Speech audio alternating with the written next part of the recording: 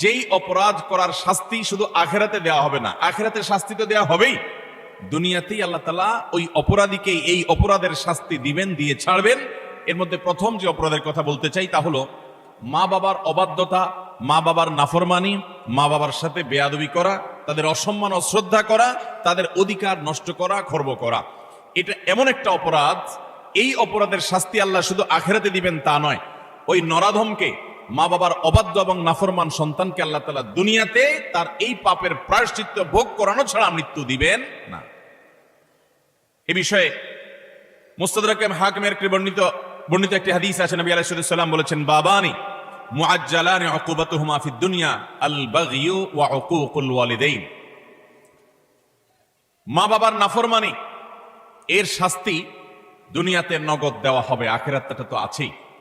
সেটা কখনো কখনো হতে পারে তার অবাধ্য সন্তানকে দিয়ে তাকে আল্লাহ তাআলা শাস্তি দিবেন, সেটা যেমন হতে পারে। আবার এমনও হতে পারে তার সন্তান নেই কিংবা সন্তানরা অবাধ্য না, আল্লাহ তাআলা তাকে অন্যভাবে অপমান অপদস্থ করে, লাঞ্ছনা দিয়ে, কষ্ট দিয়ে, তার থেকে নেয়ামত ছিনিয়ে নিয়ে কোনো না কোনো ভাবে আল্লাহ তাআলা তাকে শাস্তি দিবেনই দিবেন। তবে হ্যাঁ, যেই কোনো অপরাধের পর যদি কোনো মানুষ আল্লাহর কাছে তওবায়ে নাসুহা করে, খাঁটি অন্তরে তওবা করে, লজ্জিত হয়, মাপ চায়, ফিরে আসে, তার কথা ভিন্ন, আল্লাহ তাআলা তাকে মাফ করবেন। কারোর যদি বাবা মা দুনিয়াতে বেঁচে থাকেন আর বাবা মার প্রতি তার কখনো অশ্রদ্ধা হয়, অসম্মান হয়, বেয়াদবি হয়, তাহলে সেটার প্রায়শ্চিত্ত হলো বাবা মার কাছে মাপ চাওয়া, চোখের পানি ফেলে দিয়ে। যতক্ষণ পর্যন্ত অন্তর থেকে তারা ক্লিয়ারেন্স না দিবেন যে ঠিক আছে তোমার ব্যাপারে আর কোনো দুঃখ আমার অন্তরে নেই, ততক্ষণ পর্যন্ত মা বাবার কাছে ক্ষমা চাইতে থাকা, এটা হলো এই অপরাধের তওবা। এখানে শুধু মুখে আস্তাগফিরুল্লাহ বললে কখনো তওবা হবে না, বরং মা বাবার কাছে মাপ চাইতে হবে।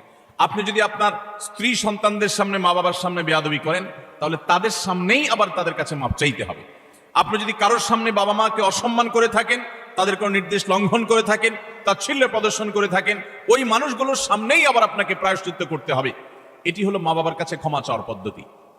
আর যারা হতভাগাদের কাতারে পড়ে গেছেন, মা বাবার দুজনেই অথবা দুজনের কোনো একজনকে হারিয়ে ফেলেছেন, এখনো পর্যন্ত তাদের সাথে কৃত অপরাধ এবং জুলুম, অবিচার, যেটা আল্লাহ তাআলা সহ্য করবেন না, সে অপরাধের প্রায়শ্চিত্ত আপনি করতে পারেন নাই, দুনিয়া থেকে চলে গেছেন, তারা কিভাবে প্রায়শ্চিত্ত করবেন? তাদের প্রায়শ্চিত্তের কয়েকটা ধাপ আছে। নাম্বার 1, তারা মা বাবার হয়ে আল্লাহর কাছে অনেক বেশি ইস্তিগফার এবং চোখের পানি ফেলবেন। আল্লাহ, আমার বাবাকে, আমার মাকে আপনি মাফ করে দিন।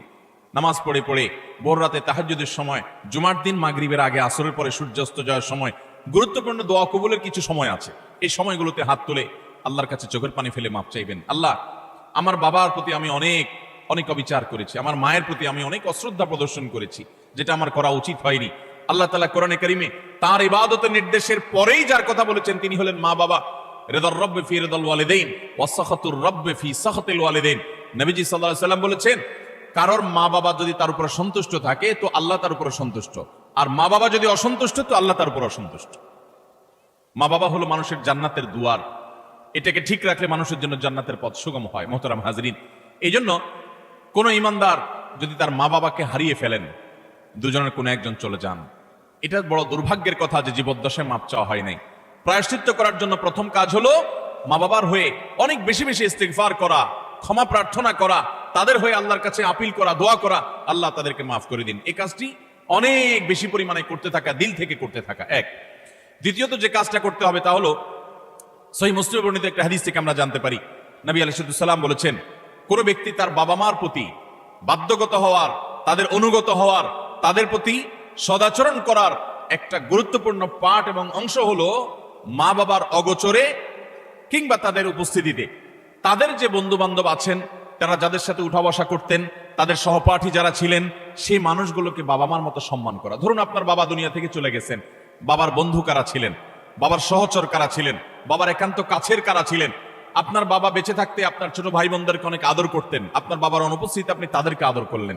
আপনার বাবা বেঁচে থাকতে তার নাতি নাতনিদেরকে অনেক কেয়ার করতেন, তিনি নাই, আজকে আপনি তার হয়ে সেই কাজটা করলেন। আপনার বাবা বেঁচে থাকলে তার বন্ধু বান্ধবদের সম্মান করতেন, স্নেহ করতেন, ভালোবাসা দিতেন, দাওয়াত দিয়ে খাওয়াতেন, আপনি তার অগোচরে সেই কাজটা করলেন। এভাবে আপনার বাবা দুনিয়া থেকে চলে যাওয়ার পরও তাদের পক্ষ থেকে এই কাজগুলো করার মাধ্যমে আপনি বিররুল ওয়ালিদাইন বা মা বাবার প্রতি সদাচরণের কাজটা আঞ্জাম দিতে পারবেন। আল্লাহ তাআলা আমাদের সবাইকে মা বাবার সদাচরণকারী, মা বাবার অনুগত সন্তান হওয়ার তৌফিক দান করেন। নবী আলাইহিস সালাম, বিভিন্ন নবী রাসূলগণ, কোরআনে কারিমে তাদের বিবরণ এসেছে, তাদের সম্পর্কে আল্লাহ রাব্বুল আলামিন এই সার্টিফিকেট দিয়েছেন। তারা কখনো কখনো আল্লাহর কাছে দোয়া করেছেন যেন তারা মা বাবার প্রতি সদাচরণকারী হন। এটা খুব সহজ বিষয় না। অনেক বদমেজাজ সন্তান আছে, অনেক কুলাঙ্গার সন্তান আছে যে বাবা মার প্রতি তারা অশ্রদ্ধা প্রদর্শন করে। বাবা মা ত্রুটি করতে পারে, বিচ্ছুতি করতে পারে, তারা যদি অন্যায় করে সন্তানের প্রতি তাদেরও বিচার হবে, কিন্তু সন্তান হিসেবে আপনার চেষ্টা থাকবে বাবা মার সামনে কখনো অশ্রদ্ধা হয়, অসম্মান হয় এমন কোনো কাজ না করা। আব্দুল ইবনে আব্বাস রাদিয়াল্লাহু তাআলা বলেছেন, তুমি তোমার বাবা মায়ের সামনে যদি জামা ঝাড়া দাও, কাপড় ঝাড়া দাও, ধুলাবালি সরাও, বাবা মার সামনে এই কাপড় নাটা, এটাও বাবা মার সামনে বেয়াদবির শামিল। আল্লাহর জমিনে কারোর সামনে যদি তুমি সবচেয়ে বেশি কাচুমুচু করতে হয়, সে হলো তোমার বাবা মা। তোমার সবচেয়ে বেশি বিনয়ের হকদার যদি কেউ থাকে আল্লাহর জমিনে, তিনি হলেন তোমার বাবা মা। যার কথা তুমি অন্ধের মতো মানবে, কোরআন হাদিসের খেলাফ না হলে, তিনি হলেন তোমার বাবা মা। এই জায়গাটা আর কারোর জন্য হতে পারে না। অথচ আজকাল বেশিরভাগ যুবক, বেশিরভাগ কিশোরদেরকে দেখবেন যে আল্লাহর জমিনে যার চাইতে সবচেয়ে বেশি, যার সঙ্গে সবচেয়ে বেশি ঝাড়ি মেরে কথা বলা যায়, তারা মনে করে তিনি হলেন কে? মা। সবচেয়ে বেশি ঝাড়ি যাকে দিয়ে আমাদের আজকাল কিশোররা, যুবকরা কথা বলে, তিনি হলেন কে? হতভাগা মা। আল্লাহ রাব্বুল আলামিন আমাদেরকে মানুষ হওয়ার তৌফিক দান করুন, মুসলমান হওয়ার তৌফিক দান করুন। মা বাবার মর্ম ততক্ষণ পর্যন্ত মানুষ বোঝে না যতক্ষণ পর্যন্ত সে বাবা মা না হয়েছে। আল্লাহ তাআলা আমাদেরকে বাবা মার কদর করার তৌফিক দান করুন। তাহলে 1 নম্বরের অপরাধ পেলাম আমরা, বাবা মার প্রতি যদি কেউ অবজ্ঞা করে, অশ্রদ্ধা করে, অসম্মান করে, তাদের কথা না মেনে চলে, লঙ্ঘন করে। হ্যাঁ, তারা কোনো অন্যায় কথা বললে সেটা মানা যাবে না, ন্যায়সঙ্গত কথা বললে সেটা মানতে হবে। এই ক্ষেত্রে যদি কেউ ত্রুটি করে, বিচ্ছুতি করে, বাবা মার অবাধ্য হয়, তার এই শাস্তি আল্লাহ শুধু আখিরাতেই দিবেন তা নয়, দুনিয়াতে তাকে এর জন্য প্রায়শ্চিত্ত ভোগ করতে হবে। তবে যদি সে মাফ চেয়ে এটাকে সুরাহা করে ফেলে এবং এটা ক্ষমা চেয়ে নেয়, তাহলে আল্লাহ তাআলা আশা করা যায় মাফ করবেন।